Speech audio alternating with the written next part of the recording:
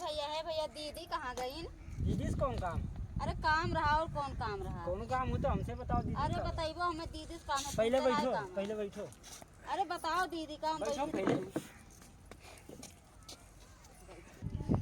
अरे भैया दीदी है ये ना ही मन से आ रही 500 रुपया उधार आना है। तब दीदी से कौन काम हलाओ इसके ना हम मार दी था ना 1000 रुपया ना। अरे वो 1000 रुपया ना मारो 500 मार दियो तो हरहूँ लड़के बच्चे हैं। अरे लड़के बच्चे बहुत खाते हैं, लाओ 1000 रुपया मार दी थे इसके ना लाओ।